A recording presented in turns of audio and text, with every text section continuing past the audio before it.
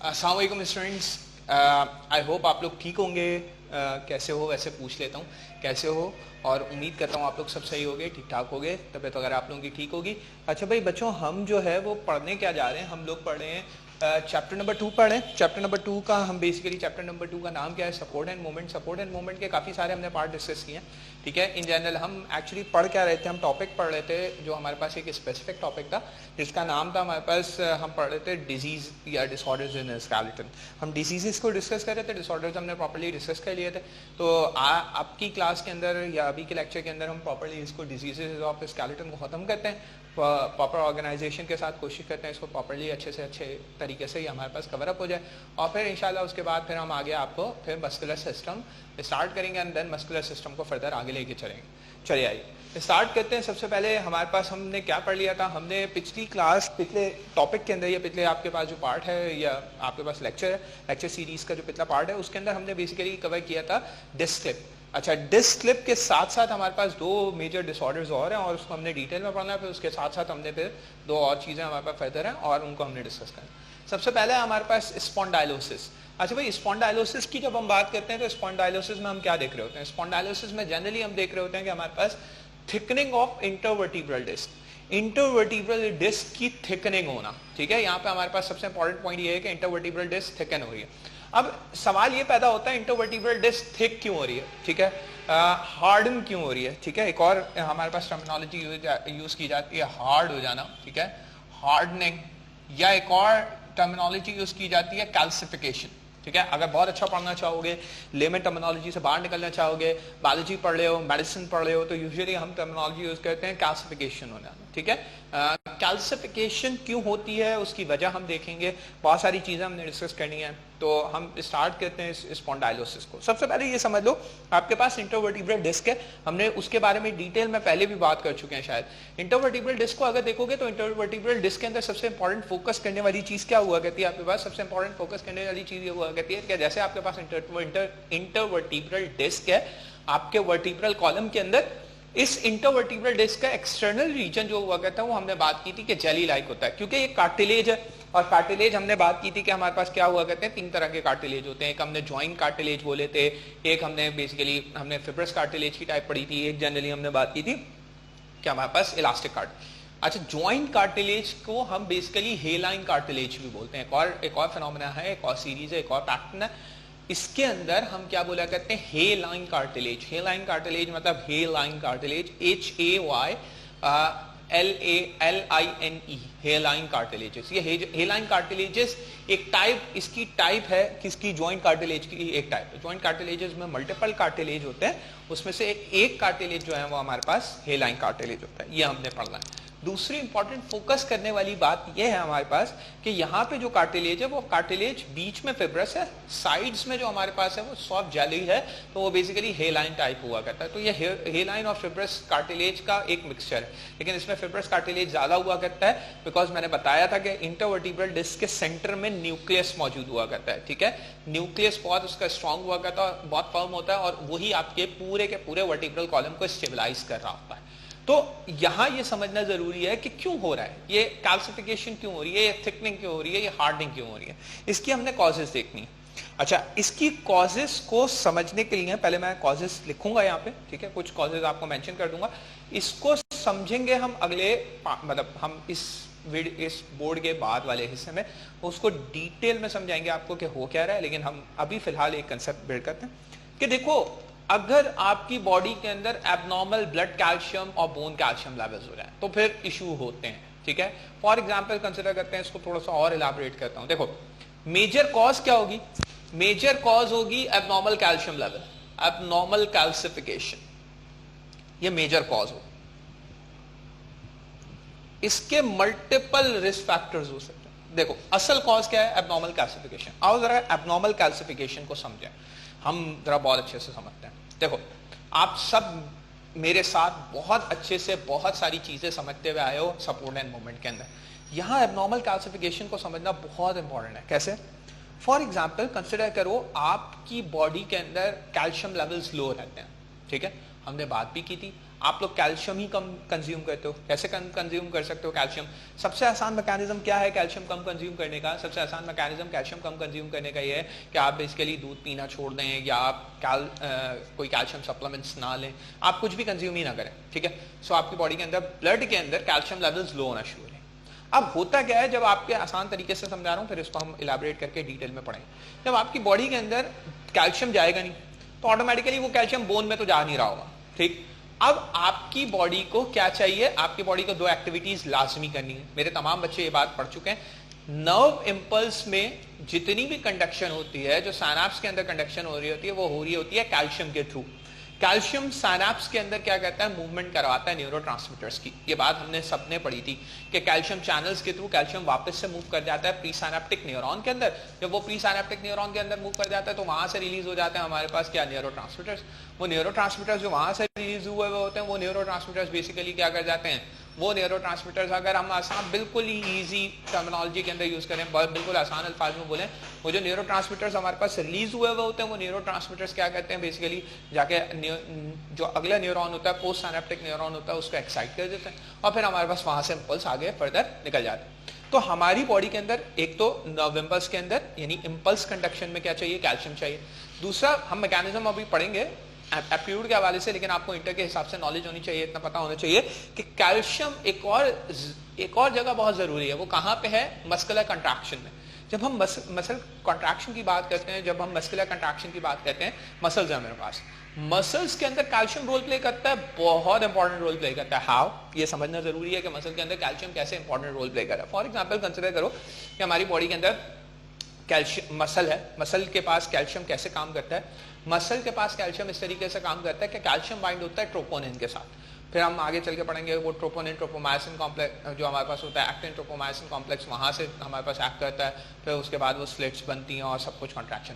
तो calcium basically muscular contraction के अंदर भी इंपॉर्टेंट रोल प्ले कर रहा है, जैसे कि वो रोल प्ले कर रहा था नर्व इंपल्स के अंदर, ठीक है। तो दोनों जगह कैल्शियम चाहिए, और दोनों जगह कैल्शियम किससे चाहिए? क्या आपकी बॉडी की मस्कुलर मूवमेंट रुकती है जिंदगी में? नहीं। क्या आपकी बॉडी की नर्वस कोऑर्डिनेशन के अंदर इंपल्स जो होती है वो कभी रुकती है?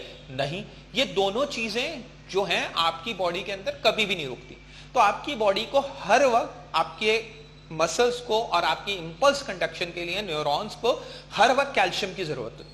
तो एक बात आपने अपने दिमाग में फिक्स कर लेनी है कि कैल्शियम आपकी बॉडी की रिक्वायर्ड प्रोडक्ट है, चाहे वो आप रेस्टिंग कंडीशन में हो, चाहे वो आप वर्किंग कंडीशन में हो, भले बोन को चाहिए ना चाहिए, आपके नर्व इंपल्सेस को, न्यूरॉन्स को for impulse conduction and muscles को फॉर मस्कुलर कंट्रैक्शन कैल्शियम की रिक्वायरमेंट है ही है, हर हाल में है। ऐसा हो ही नहीं सकता कि कैल्शियम रिक्वायर्ड ना हो। तो ये आपने अच्छे से बात याद रखनी है, और उम्मीद करता हूं ये बात आपको बहुत प्रॉपर्ली समझ में आ गई होगी, ठीक है।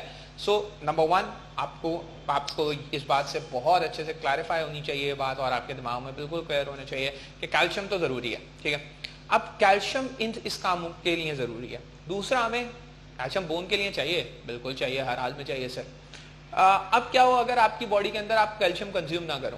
तो एक थोड़ा सोचो खुद से, ठीक है, क्योंकि मैं यहाँ तो आंसर नहीं ले सकता, इंटरैक्टिव सेशंस होता तो बड़ा मजा आता, ठीक।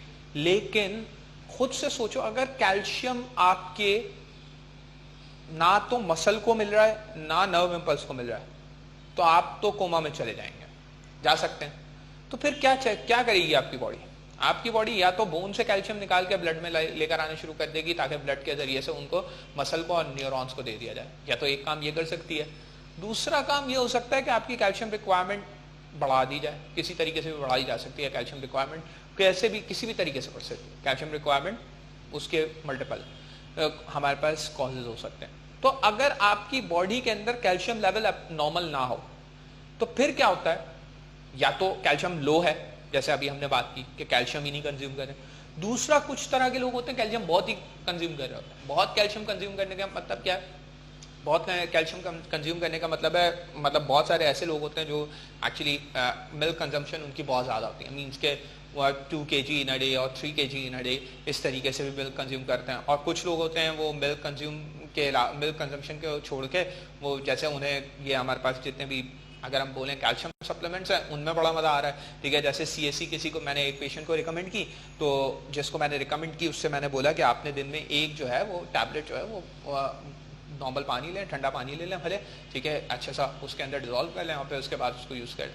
तो मैंने उनको एडवाइस दी, तो उन्होंने घर गए, वो उन्होंने कोई कोका कोला फ्लेवर लिया उसका और उन्होंने ड्रिंक की तरह पिया, उनको बड़ा मज़ा आया। तो उन्होंने बोला ये तो कैल्शियम सप्लीमेंट है, वाह मज़ेदार बात है। तो वो दिन में 10-10 पीने शुरू हो गए, ठीक है। मतलब ऐसे लोग भी हैं, तो हम किसी को समझा के भेजते हैं, जबकि एक पीनी है आपने, लेकिन मज़ा, ठीक है, मज़ा इज़ इम्पॉर्टेंट। सो 10-10 पी गए। अगर फॉर एग्जाम्पल कोई ऐसा पेशेंट है मेरे पास आता है, कोई ऐसा इंडिविजुअल आता है जिसके अंदर इस तरीके से एबनॉर्मल कैल्शियम लेवल है, हाई लेवल ऑफ कैल्शियम है, एक है लो लेवल ऑफ कैल्शियम, वो भी एबनॉर्मैलिटी है, high level of calcium that is also an abnormality. अगर किसी ऐसे इंडिविजुअल, कोई ऐसा इंडिविजुअल मेरे पास आता है जिसके अंदर हाई लेवल्स ऑफ कैल्शियम है या लो लेवल्स ऑफ कैल्शियम है, इसका मतलब है उसके ब्लड कैल्शियम लेवल्स एबनॉर्मल है।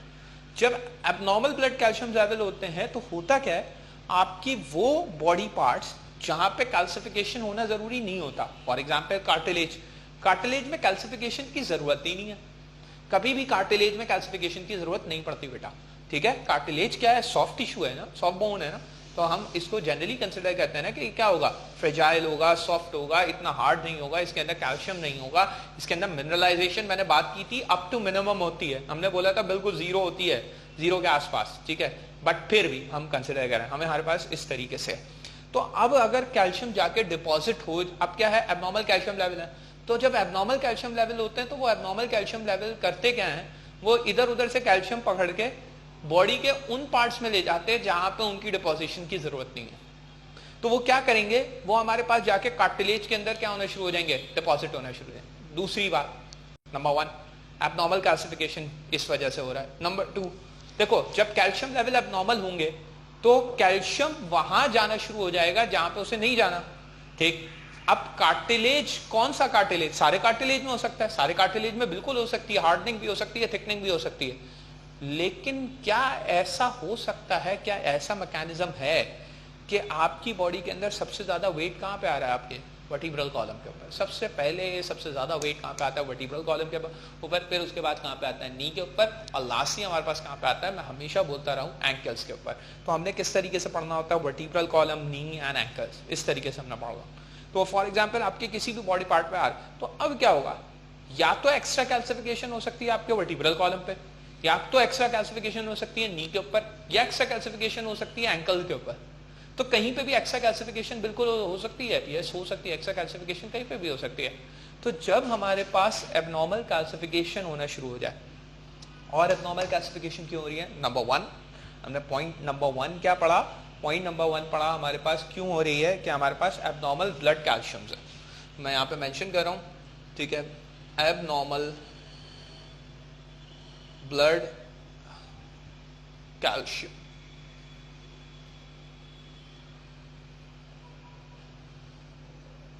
ठीक है बेटा, मेरे पास पॉइंट नंबर 1।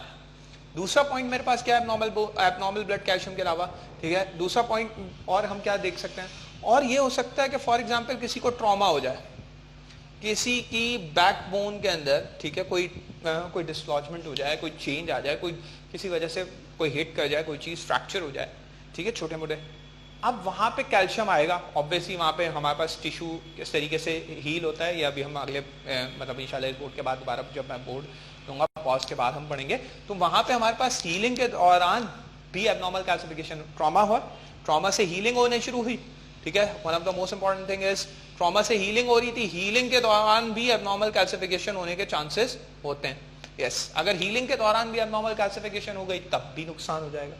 तो हमने बेसिकली समझा क्या, इस पूरी अभी तक जितनी भी बात की, इस पूरे टॉपिक के अंदर हमने एक बात बेसिक समझी कि एबनॉर्मल कैल्सिफिकेशन हो सकती है, उसकी वजह कुछ भी हो सकती है, वजह हो सकती है चाहे वो ब्लड कैल्शियम लेवल्स एबनॉर्मल हो, ब्लड कैल्शियम का मतलब है आपके पास ब्लड में कैल्शियम ही कम हो, ठीक है, कंजप्शन कम है या ज्यादा है, दो चीजें। दूसरी चीज क्या हमारे पास, या तो ट्रॉमा और हीलिंग के दौरान भी क्या हुआ करता है, अगर आपके ब्लड में कैल्शियम लेवल नॉर्मल ना हो तो एबनॉर्मल कैल्सिफिकेशन हो सकती है। तो ये हमारे पास सबसे बेसिक कॉज है किसकी, थिकनिंग ऑफ इंटरवर्टिब्रल डिस्क की, hardening and thickening of intervertebral disc. ये hardening and thickening of intervertebral disc क्यों हो रहा है? जैसे मैंने पहले बोला, या तो एब्नॉर्मल कैल्शियम लेवल्स की वजह से या रीजनरेशन, इसको हम बोला करते हैं रीजनरेशन टिश्यू। एक और अच्छी टर्मिनोलॉजी है, हम मेडिकल साइंसेस के अंदर टर्मिनोलॉजी यूज करते हैं। अगर आप लोगों को बड़ी आराम, जिन बच्चों को समझ में आ जाए बेटा जो बात मैं बोल रहा हूं तो बहुत अच्छी बात है, अगर नहीं समझ में आती तो खैर है। क्या बोल रहा हूं मैं? Regeneration tissue. रीजनरेशन टिश्यू का मतलब है रीजनरेट होने वाले जो टिश्यूज होते हैं उसकी वजह से भी हो सकते हैं, वो हीलिंग के अंदर है। सो हमारे पास ये दूसरा पार्ट हो गया इसका स्पॉन्डाइलोसिस का, एंड आई होप आपको ये स्पॉन्डाइलोसिस प्रॉपर्ली समझ में आ गया होगा क्यों हो रहा है। अब अगर आपकी इंटरवर्टिब्रल डिस्क हार्ड हो जाए, थिक हो जाए, मुश्किल हो जाए, ठीक है, अब उसका नॉर्मल फंक्शन, तो अब क्या होगा? अब क्या होगा? अब हमारे पास सिम्टम्स आना शुरू। सिम्टम्स कैसे होते हैं? सिम्टम्स अप्रोक्सीमेटली सिमिलर हुआ करते हैं जैसे हमने किसके अंदर पढ़े, जैसे हमने पढ़े हैं बहुत आसान सी एग्जांपल में, आपको याद होगा शायद, हमने कहाँ पे पढ़ा था? हमने पढ़ा था डिस्लप में। डिस्लप में क्या पढ़े थे? पेन होता है अफेक्टेड रीजन में। यस बिल्कुल, पेन हो सकता है अफेक्टेड रीजन के अंदर। क्या कर्वेचर लॉस हो सकता है? पेन क्यों होगा? ये बात आप सबको पता होनी चाहिए। क्यों पेन हो रहा है? क्योंकि वहां से क्या निकल रही है? स्पाइनल नर्व्स, और जिस जगह से स्पाइनल नर्व्स निकल रही होती हैं उन, जाहिर सी बात है जब हम क्या करेंगे, उसकी हार्डनिंग हो जाएगी तो स्पाइनल नर्व प्रेस होगी, और स्पाइनल नर्व प्रेस होगी तो अफेक्टेड एरिया में पेन होगा। स्पॉन्डाइलोसिस दो जगह का कॉमन है, ठीक है। कौन कौन सी आमतौर पे रीजन में कॉमन हुआ करता है? एक तो सर्वाइकल रीजन में कॉमन होता है बेटा, और दूसरा हमारे पास रीजन हुआ करता है लंबर, ठीक है। ये दो रीजन है आपके पास, एक सर्वाइकल रीजन है और दूसरा आपके पास है लंबर रीजन। ये सर्वाइकल और लंबर रीजन में कॉमन होता है। वजह मैं हमेशा डिस्क स्लिप वाली बात करूंगा। एक तो सर्वाइकल आपके पास, ठीक है, ये दो, सर्वाइकल रीजन वो रीजन है जो कि आपकी बॉडी से सबसे ज्यादा, मैं बोलूँ सबसे इजीली प्रोनेबल है, ठीक है, बहुत ही प्रोन है। अगर कोई भी चीज, कोई ट्रॉमा हो सके, कोई डिस्क स्लिप हो सके, कोई स्पॉन्डाइलोसिस हो सके, उसकी बेसिक वजह क्या है कि आपके स्कल को जोड़ रहा है किससे? आपके ट्रंक से, ठीक है। सो इसलिए काफी वल्नरेबल हो जाता है ये रीजन। तो सर्वाइकल एक रीजन है, और दूसरा लंबर का मैंने आपको बताया वेट की वजह से सारा का सारा हमारी बॉडी वेट सबसे पहले कहाँ पे आ रहा होता है? हमारे लंबर रीजन पे आता है। लंबर रीजन से फिर कहाँ जाता है? नीज पे, नीज से फिर कहाँ जाता है हमारे पास?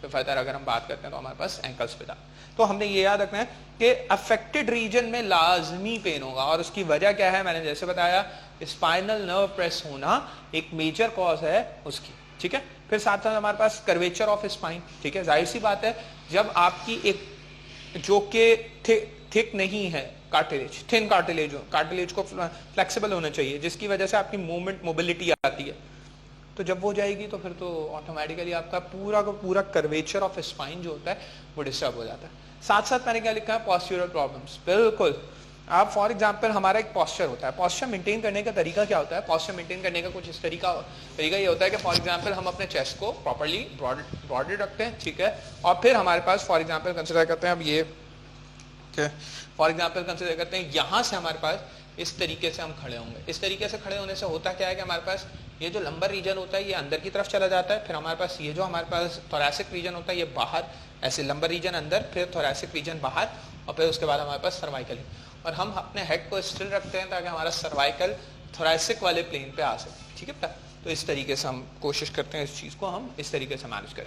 ये हमारा पॉस्चर होता है। लेकिन हमारा ऐसा पॉस्चर, बेसिकली हमारा पॉस्चर ऐसे हो जाता है, ठीक है, नेचुरली ऐसे हो जाता है। हम खड़े भी होते हैं कहीं पे तो हम अपने थोड़े नी को बेंड करते हैं और इस तरीके से खड़े होता है। नी को कभी भी हम बिल्कुल एकदम फ्लेक्स करके स्ट्रेट करके हम ऐसे खड़े हो ही नहीं सकते। उसकी बेसिक वजह यह है कि हमारी आदत ही नहीं होती। बैठते भी हैं, अगर हमें बैठना भी होता है तो हमें बैठना एक्चुअली इसी तरीके से चाहिए, लेकिन हम बैठते एक्चुअली यूँ करके हैं एकदम बिल्कुल। इसको आमतौर पे बोलते हैं क्राउन पोजीशन है हमारे पास, एक स्पेसिफिकल पोजीशन है जिसके अंदर हम आगे की तरफ झुक जाते हैं, ठीक है।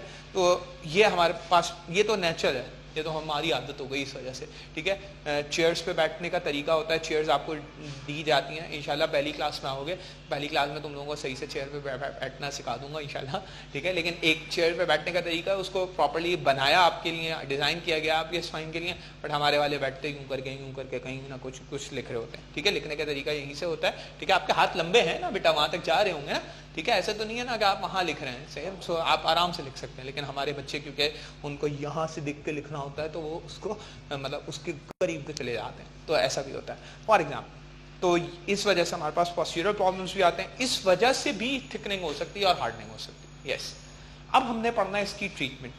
क्या ट्रीटमेंट अवेलेबल है? क्या हम थिकनिंग को रिजॉल्व कर सकते हैं? एक दफा कार्टिलेज में एब्नॉर्मल कैल्सिफिकेशन हो गई, गया कार्टिलेज, हम नहीं कर सकते। हाँ, एक तरीका है करने का। सबसे पहले क्या होगा, इसको हम मैनेज करेंगे। फर्स्ट हम इसको मैनेज करें। मैनेज करने में हम क्या देंगे इसको? पेन हो रहा है, क्योंकि आप लोग अच्छे बच्चे हो, उम्मीद करता हूं आप लोगों ने तमीज से बायोलॉजी पढ़ रहे हो, तो पेन किलर दोगे सबसे पहले, ठीक है। फिर क्या करोगे? फिजियोथेरेपी करोगे फॉर पॉस्चर्स। एक दफा पॉस्चर करेक्ट हो जाए, ठीक है, बेहतर हो जाए, फिर हमारे पास क्या हुआ करता है, कोई एक ऐसा मेथड जिसके जरिए सर सही कर सकते हैं। Yes, surgical replacement, that's it. Replace कर सकते हैं, बिल्कुल रिप्लेस कर सकते हैं। कैसे रिप्लेस कर सकते हैं? इसकी जगह हम क्या लगा सकते हैं? इसकी जगह हम रबर पैड्स लगा सकते हैं। इसकी जगह हम कुछ, हमारे पास प्लास्टिक फॉर्मेशन होती है, फ्लेक्सिबल प्लास्टिक होती है, वो हम प्लेस कर सकते हैं। सो हम आर्टिफिशियल इंटरवर्टिब्रल डिस्क रिप्लेसमेंट कर सकते हैं। नाम बता दिया मैंने, आर्टिफिशियल इंटरवर्टिब्रल डिस्क रिप्लेसमेंट, ठीक है। ये प्रोसीजर है, इसके थ्रू हम क्या कर सकते हैं? स्पॉन्डाइलोसिस को ट्रीट कर सकते हैं। आई होप आपके स्पॉन्डाइलोसिस बहुत क्लियर हो गया होगा, ठीक। फर्दर आगे चलते हैं। अगर नहीं क्लियर हो तो प्लीज इस वीडियो को, क्योंकि मैं रिदम में पढ़ा रहा होता हूँ, मैं उम्मीद करता हूँ कि आप लोगों को चीज़ें समझ में आना शुरू हो जाएं। कैमरे को देख के पढ़ाना बहुत मुश्किल काम है, स्पेसिफिकली सिर्फ एक कैमरे को देख के पढ़ाना, और वो भी तब जब आप 8 साल से एक क्राउड को पढ़ा रहे हो, एक 100 स्टूडेंट्स के बैच को पढ़ा रहे हो, 150 के बैच को पढ़ा रहे हो, तो फिर एकदम से सिर्फ एक कैमरे पे फोकस करके पढ़ाना बहुत मुश्किल काम है, और बगैर रिदम के, बगैर इंटरैक्टिव सेशंस के बहुत मुश्किल काम है। सो इसलिए अगर आपको कोई चीज़ ना समझ में आ रही हो या छूट गई हो, क्योंकि पहले तो आप मुझसे पूछ लिया करते थे, आप क्या किया करो, वीडियो को रिवाइंड करके वापस से एक दफ़ा देख लिया करो चीज़ों, ठीक है। फर्दर हम बात करते हैं आगे हमारे पास क्या है? Arthritis, one of the most important topic, ठीक है। आई होप आपको समझ में आएगा, बहुत इंपॉर्टेंट भी और बहुत मजेदार भी है। आर्थराइटिस को जनरली हम क्या कंसिडर करते हैं? जनरली हम कंसिडर करते हैं हमारे पास क्या है? Inflammation of joint. Joint inflammation को हम आमतौर पे आर्थराइटिस बोलते हैं। अच्छा, इन्फ्लेमेशन बेसिकली, अगर इसके बारे में मैं बहुत डिस्कशन कर चुका हूं उन बैच के अंदर जिन बैच ने मुझसे ये टॉपिक पढ़ लिया। मोस्ट प्रोबेबली शायद एक ही बैच ने, मेरे ख्याल से बैच 3 ने या बैच 2 ने मुझसे इन्फ्लेमेशन का टॉपिक डिटेल में पढ़ा हुआ है, बट आपको पता होना चाहिए, ठीक है, या 2, 3, 4 से 3 ने पढ़ा होना चाहिए, ठीक है। लिवर के अंदर मैंने पढ़ाया था फर्स्ट ईयर में। अच्छा, खैर, अभी मैं थोड़ा सा आइडिया दे देता हूँ, जो बैच 7 है, बैच 8 वाले बच्चे हैं हमारे, उनको भी अच्छे से क्लियर हो जाए। सब इन्फ्लेमेशन का कतन मतलब नहीं होता स्वेलिंग। हमारे पास बहुत सारी आवाम आती है जिसको बोला जाता है इन्फ्लेमेशन, वो बोलते हैं स्वेलिंग, सूज गया, वो इन्फ्लेमेशन। बस, इन्फ्लेमेशन का ये मतलब ही नहीं होता। इन्फ्लेमेशन, अच्छा, रेडनेस सिम्टम बता रहे होते हैं कि इन्फ्लेमेशन प्रेजेंट कैसे करेगा। नहीं, मुझे प्रेजेंटेशन नहीं चाहिए, और से सुनो। Inflammation is a bodies immune response against any kind of foreign body और पैथोजन। हमारी बॉडी के अंदर आने वाली कोई भी फॉरेन बॉडी हो या पैथोजन हो। फॉरेन बॉडी, कभी कभार हमारी बॉडी के अंदर अपनी एंटीबॉडीज फॉरेन बॉडी के तौर पे एक्ट करती हैं, वो पहचानने से इनकार कर देती हैं, तो ऑटोमेटिकली वो फॉरेन बॉडी हो जाते हैं, अपने भी गैर हो जाते हैं, ठीक है। वो वाली एक अजीब सी लाइन है, ठीक है, पता नहीं फजूल लाइन है, ठीक है, बट मुझे यहाँ अच्छी लग रही है, रिलेटेबल लग रही है, तो मैंने लगा दिया, अपने भी गैर हो जाते हैं, यू नो। सो वो अपने गैर हो गए। यहाँ पे अपने गैर होने का मतलब है हमारी एंटीबॉडीज हमारी ही बॉडी की एंटीजेंस को पहचानना छोड़ दें, ठीक है। तब एंटीजन एंटीबॉडी कॉम्प्लेक्सेस बनना शुरू हो जाएंगे। तब क्या होगा? हमारी बॉडी के अंदर फड्डा शुरू हो जाएगा। तब क्या होगा? हमारी बॉडी के अंदर डिस्क्रिमिनेशन स्टार्ट हो जाएगी, यू नो, डिस्क्रिमिनेशन, ठीक है। Black lives matters. अच्छा, इंपॉर्टेंट क्या है यहाँ पे इंपॉर्टेंट पॉइंट क्या है? यहाँ पे इंपॉर्टेंट पॉइंट ये है कि फॉर एग्जांपल इन्फ्लेमेशन हो जाए। अब इन्फ्लेमेशन में बॉडी का इम्यून रिस्पॉन्स जनरेट होता है, यानी एंटीबॉडीज क्या करना शुरू कर देती हैं, आना शुरू हो जाती हैं। फॉर एग्जांपल, जैसे एन एग्जांपल कंसिडर करते हैं, ठीक है। अगर इन्फ्लेमेशन हो जाए, जॉइंट में इन्फ्लेमेशन हो जाए, यहां मैंने लिखा हुआ है जॉइंट में इन्फ्लेमेशन हो जाए। जॉइंट में इन्फ्लेमेशन होने का मतलब क्या है? जॉइंट का पूरा स्ट्रक्चर, पूरी एनाटमी आपको पढ़ा चुका हूं, अब समझो जरा। आपने पढ़ा था उसके अंदर क्या हुआ करते हैं? हमारे पास लिगामेंट्स होते हैं। लिगामेंट्स के अंदर क्या हुआ करते हैं? हमारे पास साइनोवियल मेम्ब्रेन होती है, उसके अंदर साइनोवियल फ्लूइड होता है, और साथ साथ हमारे पास क्या हुआ करते हैं? कार्टिलेजेस होते हैं, ठीक है। हमने पढ़े थे जॉइंट कार्टिलेज के नाम से, हेलाइन कार्टिलेज भी बोलते हैं। अब फॉर एग्जाम्पल इसके साथ साथ क्या हुआ करता है हमारे जॉइंट्स में मौजूद हुआ करते हैं मैक्रोफेजेस। साथ साथ क्या आ रहा होता है, ब्लड आ रहा होता है, ब्लड सप्लाई होता है वहां पर। फॉर एग्जाम्पल अगर वहां से ब्लड गुजर रहा है तो ऑटोमेटिकली अगर वहां पे कोई पैथोजन आ जाए, कोई पैथोजन का मतलब, पैथोजन की टर्मिनोलॉजी मेरे हर बच्चे को क्लियर होनी चाहिए। मेरा हर बच्चा पैथोजन की टर्मिनोलॉजी से वाकिफ होना चाहिए। पैथोजन कहते हैं कोई भी डिजीज कराने वाले ऑर्गेनिज्म को, कोई भी बीमारी कराने वाले organism. Disease causing organism is known as pathogen. ठीक है, सो फॉर एग्जांपल कंसिडर करें आपकी बॉडी के अंदर पैथोजन आ गया। अब बॉडी के अंदर जब पैथोजन आ गया तो होगा क्या, आपकी बॉडी उसके अगेंस्ट एक इम्यून रिस्पॉन्स जनरेट करेगी। वो जो इम्यून रिस्पॉन्स होगा जिसमें आपके ब्लड सप्लाई बढ़ेगा उस रीजन का, इसी वजह से रेडनेस होती है, जिसमें वहां पे बेसिकली क्या आना शुरू हो जाएंगे, बहुत सारे मैक्रोफेजेस आना शुरू हो जाएंगे, फाइटिंग होना शुरू हो जाएगी, बहुत सारे हमारे पास WBCs और भी टाइप्स के लिम्फोसाइट्स वगैरह सब आना शुरू हो जाएंगे। तो अगेन वहां पे क्या होना शुरू हो जाएगा, बॉडी का इम्यून रिस्पॉन्स जनरेट हो जाएगा। इसी वजह से वहां पे स्वेलिंग होती है, इसी वजह से टेंडरनेस होती है, यानी हाथ लगाओ तो बहुत बोलते हैं उई, या मतलब चीखते हैं और हाथ हटाते हैं एकदम से, बिल्कुल जो भी जिस तरह का भी आपका रिस्पॉन्स हो। ठीक है, सो ये हमारे पास क्या है, टेंडरनेस है। ये सारी चीजें क्या है, पूरा का पूरा प्रोसेस क्या है, इन्फ्लेमेशन है। सो अगर आपके किसी भी ज्वाइंट के अंदर या तो पैथोजन की वजह से या फॉरेन बॉडी की वजह से आपके बॉडी का इम्यून रिस्पॉन्स जनरेट हो जाए, तो वो उस इम्यून रिस्पॉन्स की वजह से अब वहां पे क्या हो जाएगा, इन्फ्लेमेशन। ठीक है, वहां पे क्या हो जाएगा, inflammation. So inflammation of joint is known as arthritis. याद रखो, एक बात बता रहा हूं, जिंदगी भर काम आएगी। आइटिस इज बेसिकली, अगर हम बात करें, आइटिस इज जो हमारे पास यूज होता है प्रीफिक्स है, ये आमतौर पे इन्फ्लेमेशन के लिए यूज होता है। ठीक है, जब भी हम आइटिस आखिर में लगा हुआ हो किसी वर्ड के, तो याद रख लेना वहां पे इन्फ्लेमेशन की ही बात हो रही होगी। तो ये हमारे पास आर्थराइटिस हो गया, इन्फ्लेमेशन ऑफ जॉइंट। अब इन्फ्लेमेटरी मैकेनिज्म मैंने आपको बताया। ठीक है, इन्फ्लेमेटरी मैकेनिज्म कैसे बताया मैंने अभी आपको, मैंने इन्फ्लेमेटरी मैकेनिज्म में आपको बिल्कुल बेसिक बातें बताई। क्या क्या बताया मैंने बताया कि हमारे पास कोई भी या तो पैथोजन या फॉरेन बॉडी बाहर से भी आती है, और कभी कभार हमारी अपनी बॉडी की एंटीजेंस को भी मसला हो जाता है, एंटीजन एंटीबॉडी कॉम्प्लेक्सेस को। ठीक है, जैसे मैंने कहा, तो फॉरेन पैथोजन या फॉरेन बॉडी के अगेंस्ट जो हमारे पास इम्यून रिस्पॉन्स होता है बेटा, ये इम्यून रिस्पॉन्स हमारे पास क्या करता है, इन्फ्लेमेशन कॉज करता है। ठीक है, उसमें मैंने बताया रेडनेस होगी क्योंकि ब्लड सप्लाई बढ़ेगा, स्वेलिंग होगी, टेंडरनेस होगी क्योंकि उस जगह पे जाहिर सी बात है ऑटोमेटिकली बहुत सारी ये समझ लो कि आपका इम्यून रिस्पॉन्स जनरेट हुआ है, आहिस्ता आहिस्ता पस फॉर्मेशन भी होगी, फाइब्रोसिस भी होगा एंड ऑल, सब कुछ हो सकता है। ठीक है, तो ये हमने याद रखना है। अब हमने क्या समझना है, अब हमारे पास टाइप्स हैं। मैं इसको इस तरह नहीं पढ़ाऊंगा कॉजेज, और हर टाइप को हम अलग अलग तरीके से डील करेंगे। हर टाइप के बारे में मैं डिटेल में बताऊंगा, आप अपने पास नोट डाउन कर लोगे। मैं उनके कोई स्पेसिफिक पॉइंट्स लिख दूंगा, उनकी डिटेल आप अपने पास नोट डाउन कर लोगे, ताकि आपके पास एक अच्छा सा बड़ा सा लेक्चर जमा हो जाए, सब बन जाए और प्रॉपर ऑर्गेनाइज हो जाए, जिसको आप आसानी से समझ सको। देखो, सबसे पहले हमारे पास क्या है, सबसे पहले फॉर एग्जाम्पल कंसिडर कर लेते हैं, हमारे पास क्या है, osteoarthritis. What do you mean by osteoarthritis? Osteoarthritis का यहाँ मतलब क्या है? ऑस्टियोआर्थराइटिस हम बोला करते हैं हमारे पास, अगर बहुत आसान अल्फाज में बोले, हम बोले कि हमारे पास, अगर मैं इसको इस तरीके से लिख देता हूं,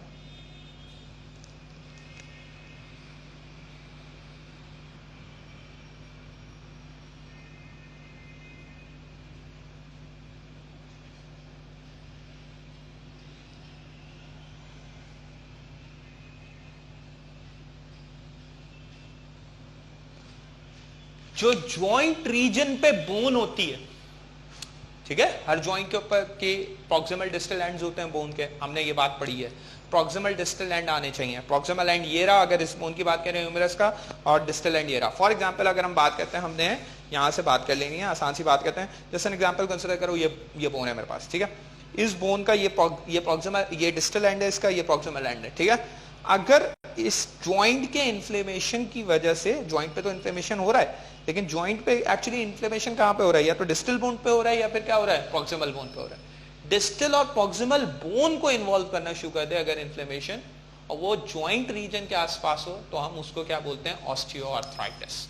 उसको कंसिडर कर रहे होते हैं जनरली हम ऑस्टियोआर्थराइटिस। और याद रखेंगे आप लोग, ऑस्टियोआर्थराइटिस हमारे पास सबसे बेसिक कॉज क्या है इस ऑस्टियोआर्थराइटिस की? ऑस्टियोआर्थराइटिस हमारे पास आमतौर पर प्रेजेंट करता है जेनेटिक, ठीक है, हेरिडिटरी डिसऑर्डर है, जेनेटिकली हमारे पास प्रेजेंट करेगा, आपको मिलेगा, हेरिडिटरी आपको मिलता है। उसमें क्या हुआ कहता है, अब देखो थोड़ा सा कंसेप्ट बिल्ड करो, ठीक है।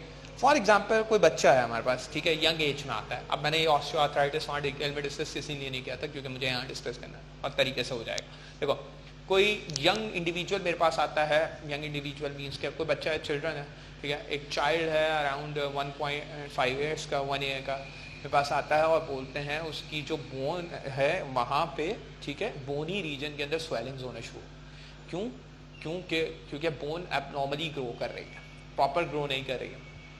जब बोन प्रॉपर ग्रो नहीं कर रही है तो उसकी वजह से वहाँ पे इन्फ्लेमेशन, या बोन ने, अगर हम आसान अल्फाज में बोले, बोन के जो ऑस्टियोसाइट थे जिसपे ऑस्टियोब्लास्ट और ऑस्टियोक्लास्ट थे वो एक्चुअली प्रॉपर फंक्शन नहीं कर रहे। जब वो प्रॉपर फंक्शन नहीं करेंगे तो बोन ग्रोथ भी एबनॉर्मल हो सकती है, बोन के अगेंस्ट बॉडी भी रिएक्ट कर सकती है। देखो अगर बोन सही तरीके से ग्रो नहीं करेगी तो बॉडी तो बोलेगी ना कि भाई ये तुम गलत काम कर रहे हो, ठीक है। फॉर एग्जाम्पल कंसिडर करते हैं घर का कोई फर्द है हमारे और वो कोई भी काम करना है उसने और वो सही प्रॉपर मैकेनिज्म के थ्रू नहीं कर रहा, तो अब हम उसको क्रिटिसाइज करना शुरू कर देंगे, या उसको बार बार हम आसान अल्फाज में ये कहते हैं कि हम उसको बार बार बोलना शुरू कर देंगे कि भाई तुम ये काम गलत नहीं कर रहे हो, ये काम सही नहीं कर रहे हो, वार्न करना शुरू कर देंगे कि प्लीज़ इसको सही करो, ठीक है। सो हम क्या कहते हैं यहाँ पे आसान अल्फाज में कहते हैं कि वार्निंग बार बार देना, लेकिन फिर उसके बाद नहीं जब होता तो हम कोई एक्शन लेते हैं। तो इसी तरीके से हमारी बॉडी के अंदर जब बोन एबनॉर्मली ऑस्टियोक्लास्ट ग्रो करना शुरू करते हैं और एक्ट करना शुरू करते हैं तो हमारी बॉडी एक इम्यून रिस्पॉन्स जनरेट करेगी, और वो जो इम्यून रिस्पॉन्स होगा उसकी वजह से बेसिकली क्या हो सकता है, ऑस्टियोआर्थराइटिस हो सकता है। अच्छा, ये इम्यून रिस्पॉन्स क्यों आया? बिकॉज आपके ऑस्टियोब्लास्ट और ऑस्टियोक्लास्टिक एक्टिविटी एबनॉर्मल है। ऑस्टियोब्लास्टिक और ऑस्टियोक्लास्टिक एक्टिविटी एबनॉर्मल क्यों है? अगला सवाल ये पैदा होता है, ठीक है, ये बहुत इंपॉर्टेंट पॉइंट है कि ऑस्टियोब्लास्टिक और ऑस्टियोक्लास्टिक एक्टिविटी एबनॉर्मल हुई क्यों, वजह ही क्या थी ऑस्टियोब्लास्टिक और ऑस्टियोक्लास्टिक एक्टिविटी के एबनॉर्मल होने की? उसकी बेसिक वजह थी हमारे पास कि क्या हुआ था कि आपके जेनेटिकली आपके क्रोमोसोम के अंदर ऐसी इन्वॉल्वमेंट थी, जीन्स के अंदर ऐसी इन्वॉल्वमेंट थी जिसकी वजह से ऑस्टियोब्लास्ट ऑस्टियोक्लास्ट हमारे पास इस तरीके से एक्ट करे और इस तरीके से हमारे पास एबनॉर्मल हो। अब अगर एबनॉर्मल हो गए सो अब हम कैसे सही कर सकते हैं इसको? अगर हम सही करने पे जाएं तो हमें क्या करना पड़ेगा, हमें बेसिकली इसको रिमूव करना पड़ेगा, या तो इस रीजन को रिमूव करना पड़ेगा या हमें इसे जॉइंट को सही करना पड़ेगा। सो बेसिकली हम क्या किया करते हैं, ठीक है, मैं अगेन बोलता चला जा रहा हूँ, इन पॉइंट्स को आप सुनते चले जाना और अपने पास नोट्स जितने बनाते जाओ, बनाना चाहो बना लो। इंपॉर्टेंट, क्या हम इसको ट्रीट कर सकते हैं? यस, ट्रीटेबल है। अच्छा, सिम्टम्स क्या होते हैं? जैसे मैंने बताया जॉइंट पे स्वेलिंग होगी, लेकिन वो स्वेलिंग बेसिकली इम्बीट करी होगी किसके अंदर, वो बेसिकली पेनिट्रेट किसके अंदर करी होगी, वो असल में जो स्वेलिंग होगी वो कहाँ पे होगी, बोन के पास, ठीक है। तो नेचुरली हमारे पास बोन के रीजन के अंदर इन्वॉल्वमेंट ज़्यादा मिलेगी। जब हम एक्सरे कराएंगे तो हमें बोनी रीजन इन्वॉल्व होते हुए ज़्यादा में, सो हमारे पास एक मसला आ जाएगा। अब हम क्या करेंगे, क्या कर सकते हैं, क्या हम इसके अंदर जॉइंट रिप्लेसमेंट कर सकते हैं? यस, वी कैन डू, ठीक है। यूजुअली हमारे पास क्या हुआ करता है, हम ऐसे केसेस के अंदर जॉइंट रिप्लेसमेंट एक बहुत अच्छा हल होता है हमारे पास, ठीक है बेटा। तो ये याद रख लेंगे आप, जॉइंट रिप्लेस किया करते हैं, ठीक है। हम पूरे के पूरे फर्दर पूरे जॉइंट विद बोन रिप्लेस कर देते हैं और उसको फिर हम ग्राफ्ट करके प्रॉपर ऑर्गेनाइज करके कोशिश करते हैं कि हम उसको बेहतर तौर पे सही कर सकते हैं। तो ऑस्टियोआर्थराइटिस ये है हमारे पास। अच्छा, ऑस्टियोआर्थराइटिस यंग एज में भी आता है थोड़ा, मतलब यंग एज मीन्स के हमारे पास जल्दी भी आ जाता है, 1.5-2 साल की एज में भी आ जाता है, और फिर उसके बाद कुछ 12-13 साल की एज में भी आता है, कुछ 20 साल की एज में भी आता है, डिपेंड करता है, ठीक है। फर्दर आगे चलते हैं, हमारे पास रूमेटॉइड आर्थराइटिस, ठीक है। सेकंड हम पढ़ लेते हैं, हमारे पास रूमेटॉइड आर्थराइटिस बहुत इंपॉर्टेंट है। रूमेटॉइड आर्थराइटिस में क्या होता है, रूमेटॉइड आर्थराइटिस के अंदर आमतौर पर RA बोला जाता है इसको, ठीक है, उसको OA बोला जाता है ऑस्टियोआर्थराइटिस, इसको बोला जाता है RA, रूमेटॉइड आर्थराइटिस, ठीक है। रूमेटॉइड आर्थराइटिस में क्या होता है, इसमें होता है ऑटो इम्यून रिएक्शन।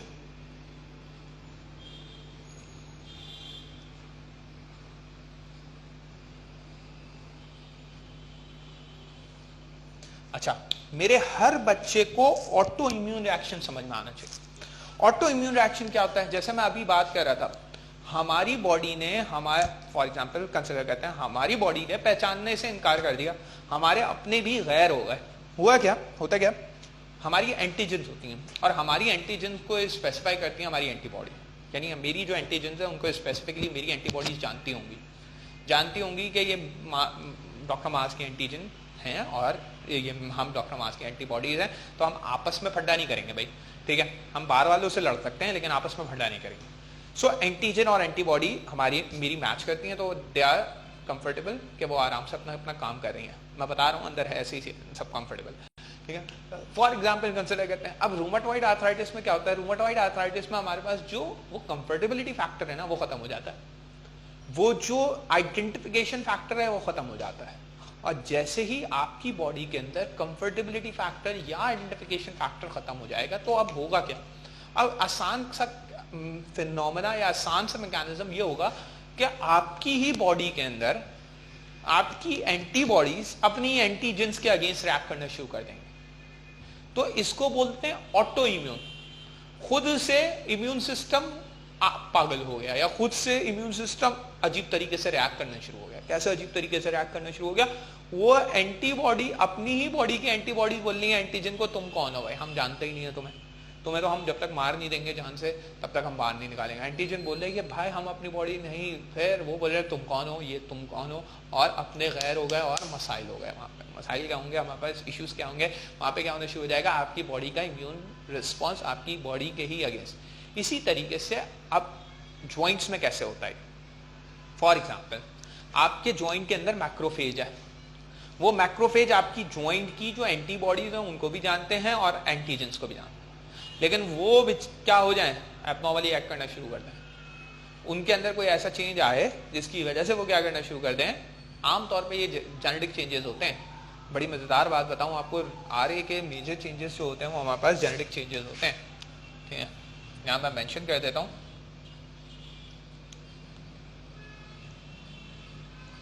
हमें आरए के चेंजेस जो होते हैं वो जेनेटिक चेंजेस मिलेंगे। अब जेनेटिक चेंज ऐसा आया आपके ज्वाइंट मैक्रोफेज के अंदर, फॉर एग्जांपल, ठीक है? मैं इस तरह लिख देता हूं ज्वाइंट इम्यूनिटी। यहां पे एक और पॉइंट ऐड कर देता हूं,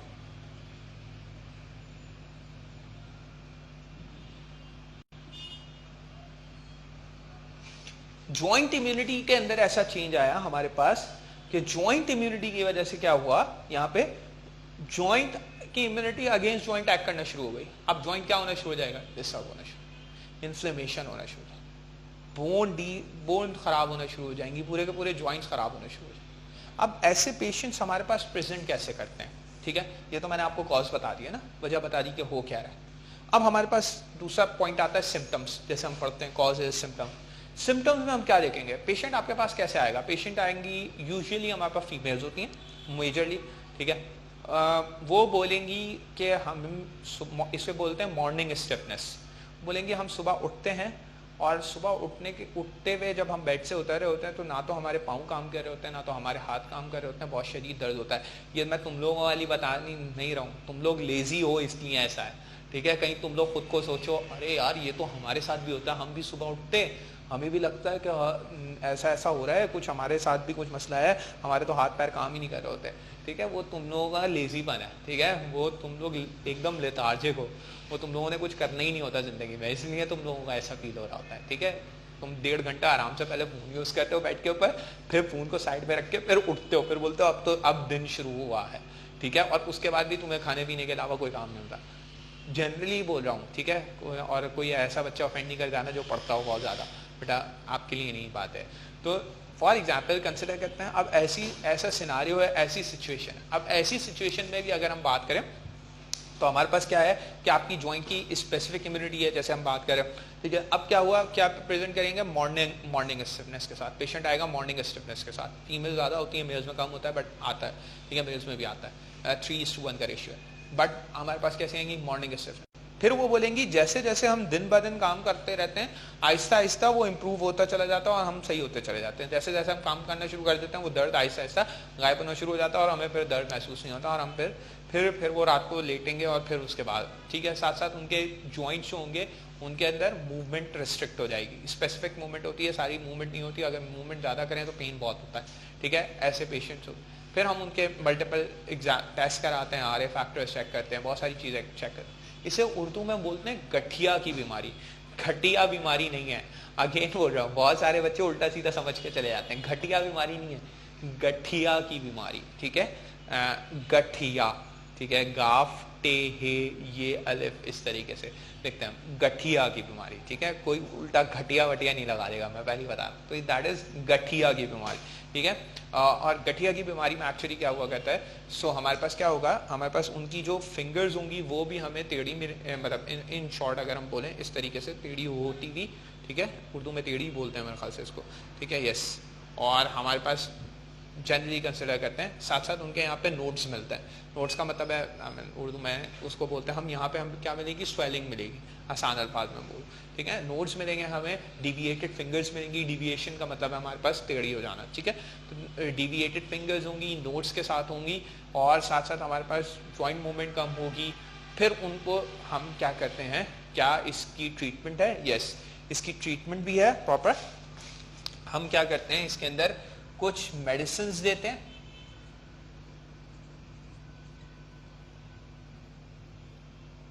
और साथ साथ हम क्या करते हैं, सर्जिकल रिप्लेसमेंट करते हैं।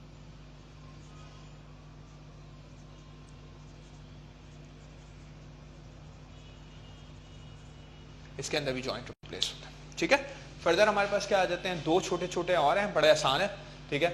सेप्टिक आर्थराइटिस क्या होता है, सेप्टिक आर्थराइटिस बड़ा आसान है, सेप्टिक नाम से ही पता लगता है बच्चों। सेप्टिक का मतलब है यहाँ पे क्या होगा, इन्फेक्शन होगा, स्पेसिफिकली इन्फेक्शन होगा ड्यू टू पैथोजन, सॉरी अगर आप लोग, ठीक है, दैट इज इन्फेक्शन अगर ड्यू टू पैथोजन हो हमारे पास, तो हम कंडीशन को क्या नाम दे रहे होते हैं, सेप्टिक आर्थराइटिस। ये बहुत स्पेसिफिक होता है, इसमें फीवर आपको मिलेगा, ठीक है, आपको बिल्कुल अलग कंडीशन मिलेगी, फीवर मिलेगा। या आमतौर पे इसकी कॉज क्या होती है, सबसे पहले इस तरह देख लो, इसकी कॉज होती है ट्रॉमा, किसी को इंजरी हुई, ज्वाइंट पे इंजरी हुई, ठीक है, ज्वाइंट इंजर्ड हो गया, ज्वाइंट ओपन हुआ, उसके अंदर कोई पैथोजन चला गया, अब वहाँ पे आप गए, आप उनको, उन्होंने बेसिकली ड्रेसिंग वगैरह कर दी प्रॉपर, उसको ड्रेस करके आपको घर पे ही दिया, आप आराम से घर आ गए, आपको पता नहीं लगा। लेकिन अगर कोई पैथोजन उसके अंदर चला गया तो वो पैथोजन आपको ज्वाइंट को मतलब इन शॉर्ट डैमेज कर देगा, उर्दू में बोले बर्बाद कर देगा, ठीक है। हाँ, सो डैमेज कर देगा अच्छा खासा। बट ये हमने याद रखना है कि हमारे पास क्या होता है, ट्रॉमा एक कॉज होता है, सीवियर पेन होता है, एक तो बहुत शिद्दत का पेन होता है इसमें, ठीक है, अक्यूट पेन होता है, अक्यूट इन्फ्लेमेशन होता है। अक्यूट इन्फ्लेमेशन का मतलब है बहुत हाई ग्रेड फीवर होगा, साथ साथ स्वेलन ज्वाइंट होगा, तो हमारे पास ज्वाइंट स्वॉलन होगा, साथ साथ फीवर होगा, काफी बेसिक सिम्टम्स होंगे, ठीक है, आपको अलग से पता लग जाएगा, ठीक है। Red swollen joint with fever, specifically कोई एक joint होगा due to injury or anything, that is septic arthritis specific। इसके लिए क्या करते हैं, इसके लिए मेडिसिन देते हैं, एंटीबायोटिक्स होती हैं हमारे पास स्पेसिफिक, ठीक है, इंट्रावेनस एंटीबायोटिक्स लगाते हैं हम, एंटीबायोटिक्स की वजह से ये अच्छे खासे तरीके से रिजॉल्व हो जाता है।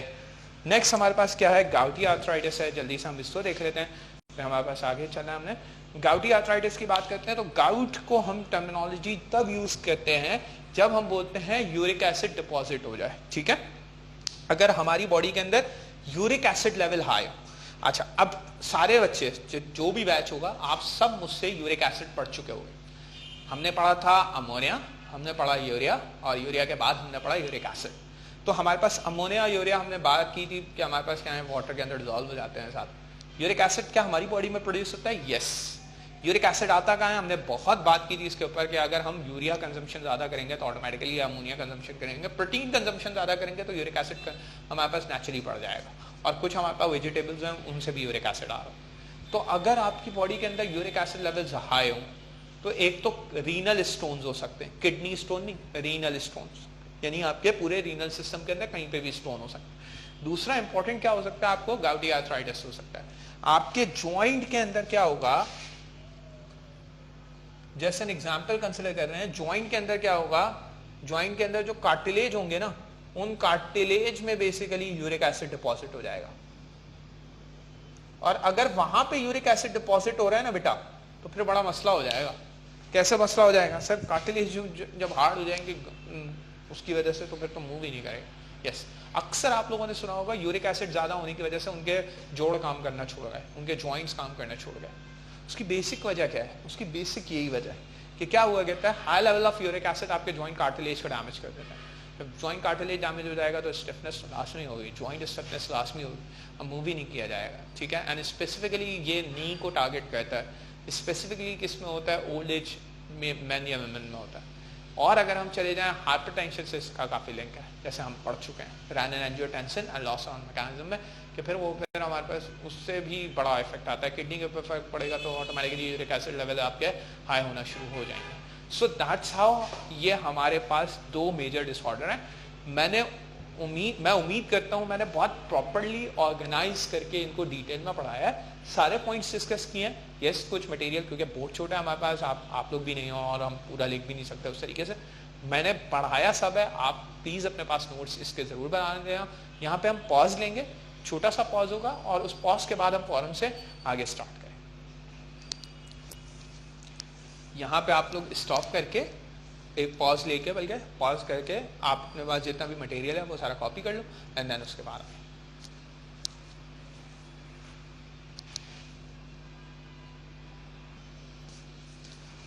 अच्छा भाई बच्चों, हम वापस आ गए पॉज के बाद। अच्छा, हमने अब पढ़ना क्या है बेसिकली बेटा, हमारे पास दो छोटे छोटे डिसऑर्डर हैं जो कि हमने देखने हैं। सबसे पहले जो डिसऑर्डर है हमारे पास उसका नाम है, हमने देखना है शार्टिका। ठीक है, हमने शार्टिका को देखना है और फिर उसके बाद फ्रैक्चर एंड ब्रोकन बोन पढ़नी है। ये टॉपिक हमारे पास कंप्लीट हो जाए।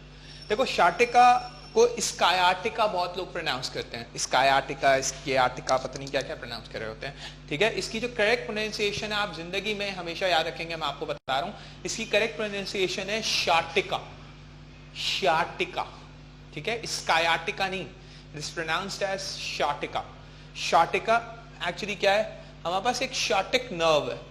शार्टिक नर्व कहां से जाती है उसका कोर्स पढ़ना है। शार्टिक नर्व कहां से जाती है? शार्टिक नर्व निकलती है आपके ये बिल्कुल लंबर रीजन से, ठीक है, लंबोसेक्रल रीजन से, और ये बेसिकली आपके बैक, अगर हम आसान अल्फाज से मैं बोले, बैक ऑफ द हिप से होती हुई ये नीचे की तरफ जाती है। ठीक है, और ये नीचे की तरफ कहां जाती है? ये नीचे की तरफ जाती है आपके पूरे के पूरे थाई का जो बैक पार्ट है उसमें सप्लाई करती है, और फिर उसके बाद आपकी फ्रंट लेग को भी और बैक लेग को, दोनों को हमें सप्लाई कर रही होती है। इंपॉर्टेंट है, ठीक है, याद रखना है आपने।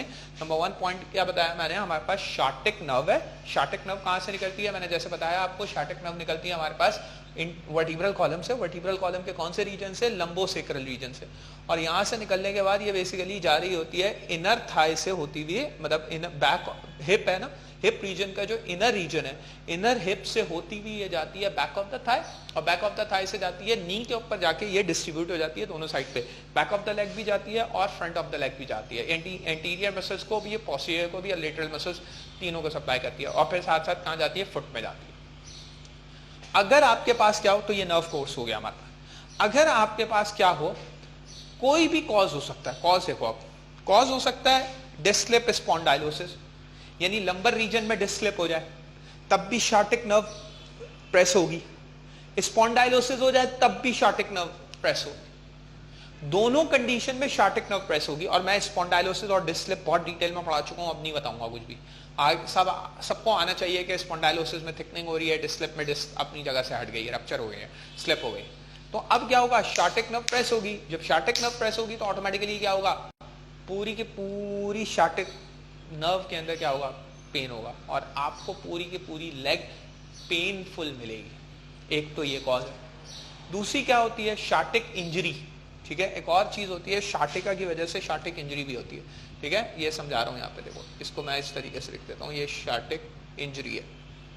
शार्टिक इंजरी किस वजह से होती है आमतौर पे? देखो, कोई भी अगर ट्रॉमा हो आपके वर्टिब्रल कॉलम पे, ठीक है, कोई भी वर्टिब्रल कॉलम पे ट्रॉमा हो, ऐसा भी होता है बिल्कुल। लेकिन एक और कॉज है, जिन लोगों को सही से इंट्रामस्कुलर इंजेक्शन नहीं लगाने आते, ये जो इंजेक्शन होते हैं ना, बच्चों को लगाते हैं या बड़ों को लगा रहे होते हैं, यहाँ पे लगा रहे हैं या हिप पे लगा रहे हैं, तो ऐसे ही नहीं लगाते थे भाई, पकड़ो लिटाओ चलो बाहर निकालो और धौस धूस, ऐसा कुछ नहीं करते। ठीक है, इसका पैटर्न होता है, इसकी ऑर्गेनाइजेशन होती है कि हमें कौन से क्वाड्रेंट में लगाना है, किस तरीके से लगाना है, क्या प्रोसीजर होंगे, क्या प्रोटोकॉल्स होंगे। प्रॉपर प्रोटोकॉल्स होते हैं, हम प्रॉपर प्रोटोकॉल्स को फॉलो करते हुए ये इंजेक्शन लगा रहे होते हैं। सही है, ऐसा नहीं है कि निकालो हाथ कहीं पे भी लगा देंगे, ठीक है, यहाँ लगाना था यहाँ लगा के चलेगा, ऐसा कुछ नहीं होता, ठीक है, प्रॉपर प्रोटोकॉल्स के साथ लगाए जाते हैं। सो फॉर एग्जांपल कंसिडर करो किसी शख्स को वो प्रॉपर प्रोटोकॉल नहीं है, वो इंजेक्शन लगा दे तो शार्टिक नर्व पे जाके लग सकता है, और अगर शार्टिक नर्व पे लग गया तो आपका फुट, क्योंकि हमारे पास ऐसा होता है ना, फुट बिल्कुल स्ट्रेट होता है जब हम उसको रखते हैं ज़मीन के ऊपर ऐसे रख सकते हैं, लेकिन अगर वो चला जाए, जैसे फॉर एग्जांपल कंसिडर करो ये आपकी लेग है और ये आपका फुट है, तो फुट ऐसे रहता है ना, ठीक है, जब हम उसको रखते हैं ऐसे रखते हैं ना हवा में, लेकिन अगर हम इंजरी कर देंगे तो ये फुट के ये वाले लेग के ये वाले मसल्स चले जाएंगे, जिसकी वजह से फुट ड्रॉप हो जाएगा, फुट सीधा नहीं रहेगा, फुट ऐसे नहीं रहेगा, ऐसे रहेगा, अब कभी भी वो सीधा नहीं होगा, और उस बंदे को इस तरीके से टांग उठा के चलना पड़ेगा। समझ पा रहे हैं? ये भी होता है, बहुत बड़ी कॉज है, शार्टिक इंजरी बहुत बड़ा मसला है।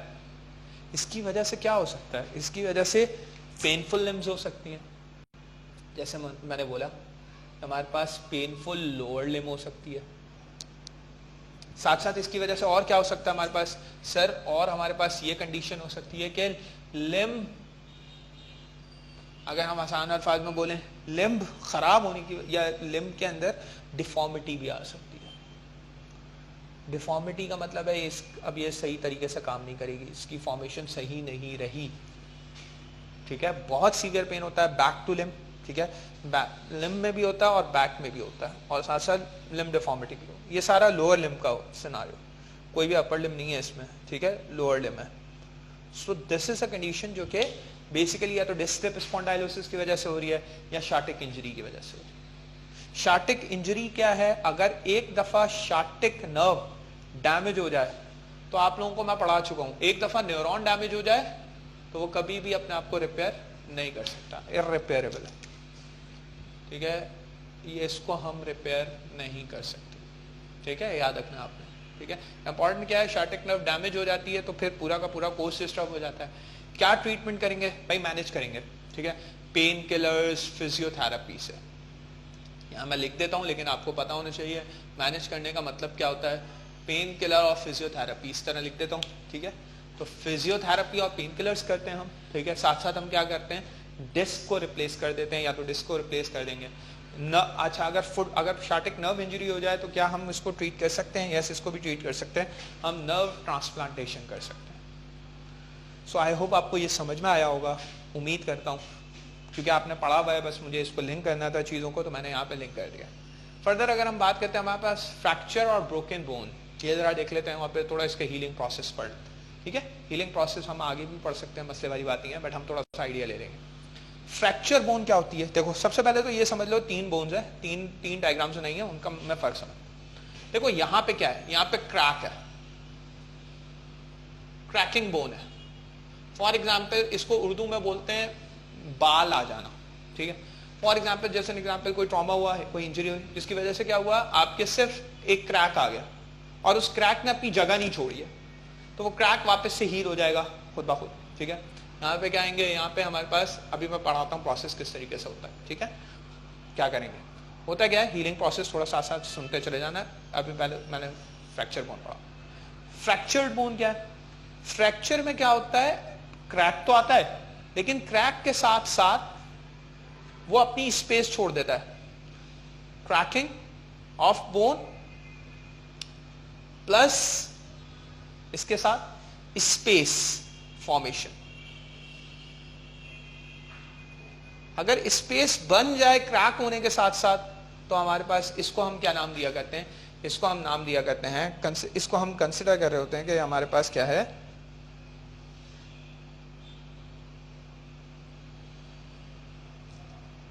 ये हमारे पास कंसिडर कर रहे होते हैं कि अगर हमारे पास स्पेस फॉर्मेशन हो जाती है तो हम इसको कंसिडर कर रहे होते हैं, हमारे पास क्या हो गया, फ्रैक्चर आ गया, ठीक है, इसको हम फ्रैक्चर बोलते हैं, ठीक है बेटा, ये हमारे पास फ्रैक्चर हो गया। फ्रैक्चर और क्रैकिंग ऑफ बोन आपको मेरे ख्याल से, उम्मीद करता हूं कि अच्छे से समझ में आ गया होगा, ठीक है। इसका हीलिंग प्रोसेस मैं आपको इंशाल्लाह अगले लेक्चर में पढ़ा दूंगा। ये समझ लो जो अगला पार्ट है, which is this one. This part is actually, अगर हम इसको कंसिडर करते हैं, ये हमारे पास क्या है, ये हमारे पास ब्रोकन बोन है, बोन टूट गई है, ठीक है। बोन टूटने का मतलब है बोन प्रॉपरली ऑर्गेनाइज करके टूट गई है। बेसिकली इसको हम क्लिपिंग के जरिए से हम करते हैं, ठीक है। अभी सिर्फ इतना समझ लो, यहाँ पे हम क्लिप्स लगाते हैं, ठीक है, ये ब्रोकन बोन है। क्यों? क्योंकि ये एंड टू एंड ब्रोक है, ठीक है, end to end bone break हो चुकी है यहाँ पे, ठीक है। तो याद रखना है बोन ब्रेक हो गई है एंड टू एंड। यहाँ पे हमारे पास क्रैकिंग है प्लस स्पेस फॉर्मेशन है, तो फ्रैक्चर कहला रहा है। खाली क्रैकिंग बोन है तो हम उसको क्रैकिंग बोन कहते हैं, ठीक है। इसका हीलिंग प्रोसेस आपको पढ़ाएंगे, बस इतना याद रखना। यहाँ पे हम क्या करते हैं, इसका हीलिंग प्रोसेस हम और जगह पे लिंक करके पढ़ाऊंगा मैं, इसलिए प्लास्टर ऑफ पेरिस का कास्ट लगाते हैं, ठीक है। प्लास्टर ऑफ पेरिस का हम कास्ट करते हैं, जिसको हम आमतौर पे प्लास्टर बोला करते हैं। यहाँ पे हम क्या करते हैं, यहाँ पे हम बेसिकली रॉड्स या स्क्रूज यूज करते हैं, ठीक है। और हम बेसिकली इसके अंदर देख रहे होते हैं कि किस तरीके से ऑस्टियोब्लास्टिक एक्टिविटी बढ़ेगी, वो इंशाल्लाह मैं आगे चल के इसको डिटेल में डिस्कस करूँ। आई होप आज का लेक्चर आपको मैंने कंप्लीट कर दिया है। इस लेक्चर के अंदर आपको पूरे डिसऑर्डर समझ में आ गए होंगे। कोई चीज़ क्वेश्चन हो तो वो आप पूछ सकते हैं मुझसे, बाद में भी पूछ सकते हैं क्वेश्चंस, मसला नहीं है। अपने पास लिख लीजिएगा, मेंशन कर लीजिएगा सारे क्वेश्चन, पर इंशाल्लाह आपसे बाद में मुलाकात होगी, ठीक है। ख्याल रखिएगा आप लोग अपना। फी अमान।